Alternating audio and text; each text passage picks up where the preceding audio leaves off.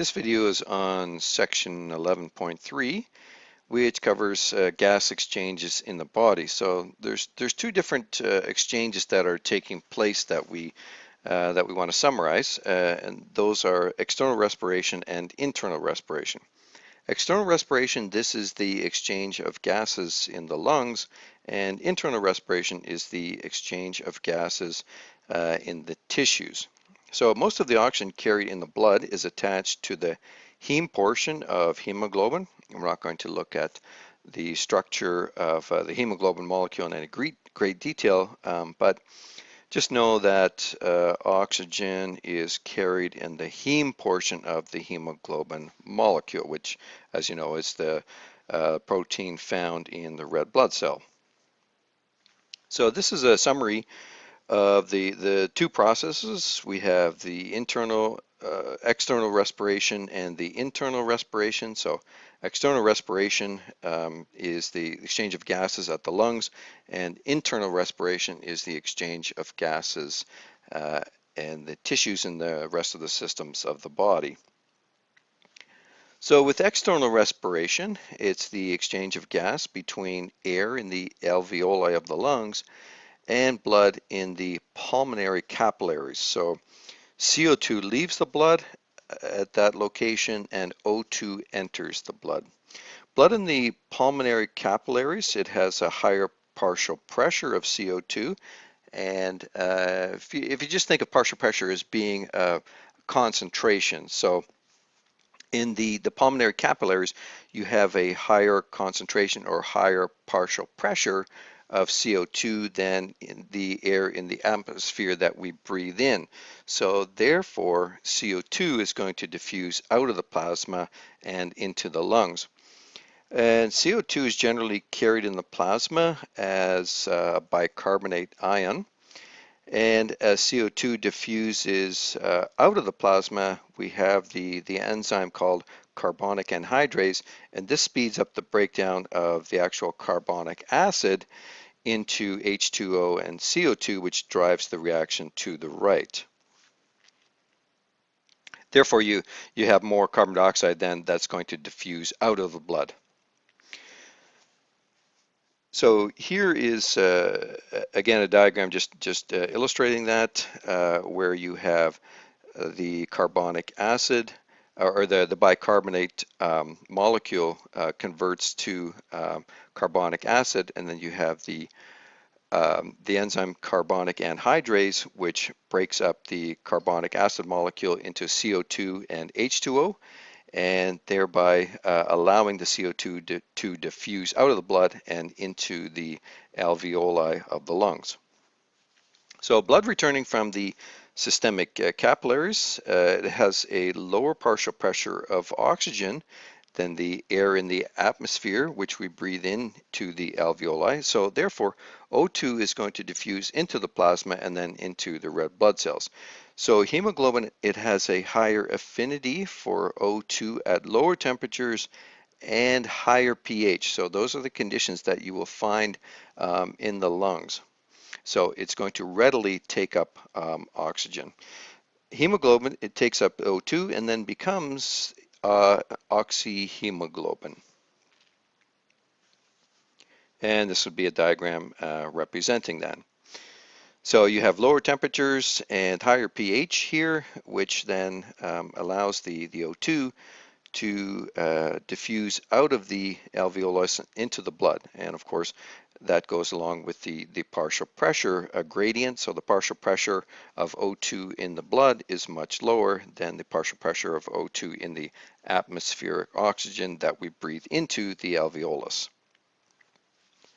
And so this is just a diagram showing the two processes that are taking place. And this is not trying to say that O2 enters the blood in one part of the lungs and CO2 exits in another part. This is going on simultaneously in all parts of the lungs and all lobes of the lungs. So on to internal respiration then. Internal respiration is the exchange of gases between the blood in the systemic capillaries. So in other words, the capillary beds found in the tissues throughout um, the organs in the body and, and the tissue fluid. So in internal respiration, um, oxygen leaves the blood and CO2 enters the blood.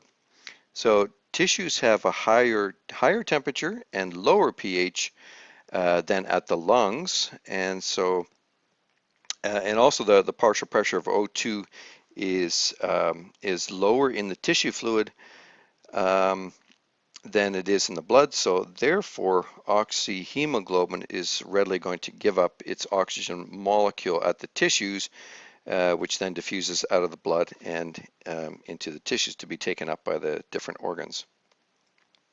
So this is just a diagram representing that. So we have higher temperatures and lower pH, and so as well as a lower partial pressure of O2 in the tissue fluids. So therefore, the hemoglobin is going to give up its oxygen molecule. So CO2 then, it diffuses into the blood from the tissues because the partial pressure of CO2 in the tissue fluid is higher than in the blood. And so after CO2 diffuses into the blood, it enters the red blood cell where about 10% is actually taken up by hemoglobin, forming carbaminohemoglobin. And the remaining CO2 combines with water in the plasma, which then forms the carbonic acid, which will then dissociate into hydrogen ions and bicarbonate ions. So the increased concentration of CO2 in the blood then in this location drives this reaction to the right. So the globin part of the hemoglobin molecule combines with the excess hydrogen ions to become reduced hemoglobin.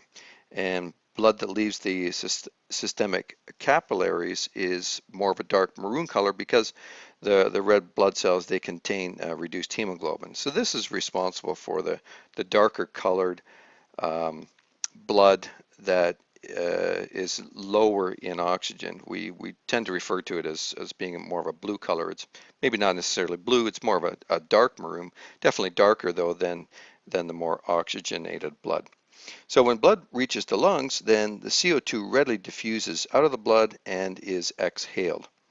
So carbon monoxide poisoning occurs because it has a much greater affinity for hemoglobin than oxygen does. So the carbon monoxide is going to bind much more strongly to the hemoglobin molecule than O2 does. And that's why it's so dangerous in that it has no color, you can't see it, it has no odor, you can't smell it, but it's going to find its way to the binding sites of oxygen and bind them much more tightly and is not released for a long period of time, and that's why it's so dangerous. And all homes should have a carbon monoxide detector in them, especially if there are any natural gas products, such as a gas furnace or gas hot water tank, because it does occur sometimes where for some reason you get carbon monoxide accumulating in a home. So here's a diagram representing the CO2 entering the blood, where it will enter into the red blood cell. Part of it will combine with the hemoglobin molecule, and the rest will form the bicarbonate molecule. And here's the diagrams depicting both those processes where you have CO2 leaving the tissue cells into the tissue fluid and then entering the systemic capillary, and where you have O2, which is leaving the systemic capillary into the tissue fluid and into the tissue cells. And that then would be internal respiration. So that covers the summary of internal and external respiration.